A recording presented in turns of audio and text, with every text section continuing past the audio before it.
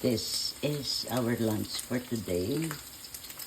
I cooked pakbet with shrimp and pork. Yes. Kasama na dito ang kapitbahay. Kasi ang dami. Tatlo lang kaming kakain ng gulay. Ang dami kong niluto.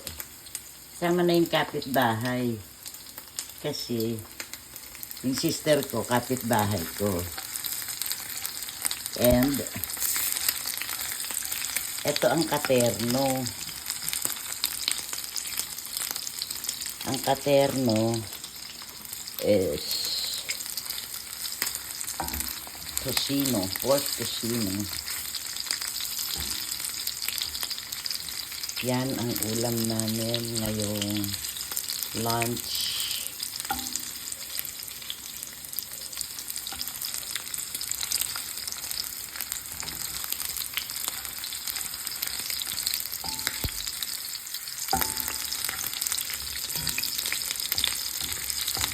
Ngayon, hindi ko alam kung magugustuhan nila dahil ako gusto ko yan. Pakbet and then tocino. Masarap ang pakbet. Sigurado masisyahan sila yan. See, with pork and shrimp.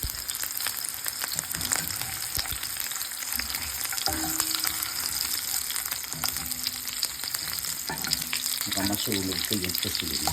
Nakakatakot. Saka napintasan yung luto ko. Ayan na nga, medyo nasusunog na. So,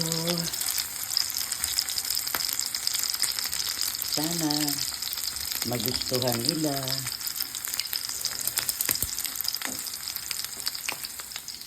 Maya-maya, kakain na rin kami.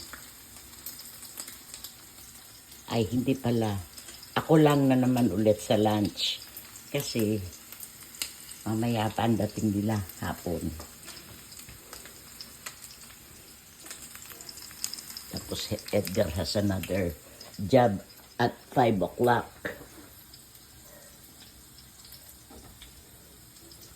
Mahirap.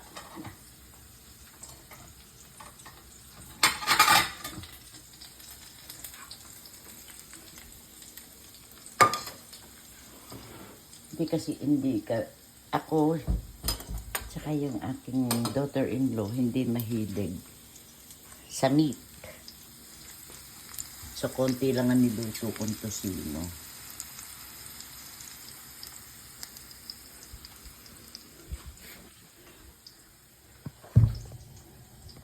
Isasalin ko siya ngayon sa isang lalagyan.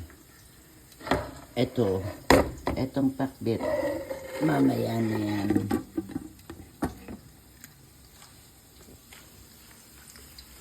Si Edgar, dadating mamayang 3 o'clock or past 3. Ganyan lagi ang oras ng dating niya. So, ayusin natin ito. Hindi pa po ako marunong mag-ano ha. Hindi pa ako marunong yung mga pag-video na ganyan. Tapos i-upload ko sa YouTube. Hindi kasi ako sanay pa dyan sa mga, hindi ako techie. Yun, what I mean.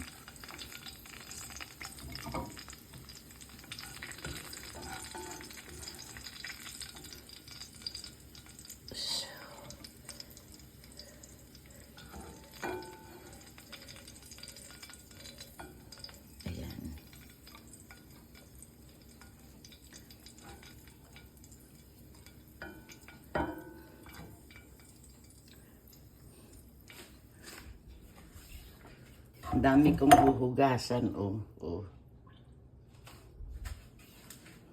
Tapos gusto ni Edgar, pag nagluto ako niyan, andun yung mantika, ayan, nilalagay yung mantika dyan.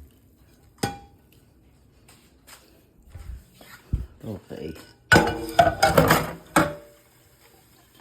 Dami kong hugasan. Ako lang nga nandito ngayon, naiwan ako dito mag-isa.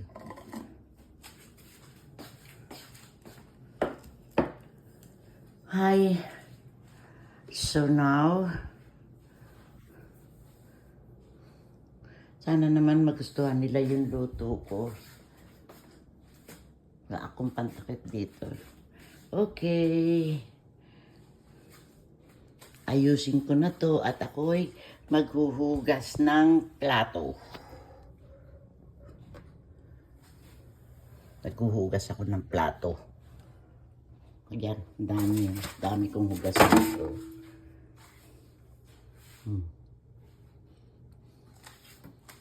Galing ko, no? Hindi kasi ako nagluluto eh. Ang daughter-in-law ko ang nagluluto. Kaya lang, wala sila ngayon. So, I take charge of cooking today. Since breakfast. Okay, now, I'm done. Thank you so much. Bye.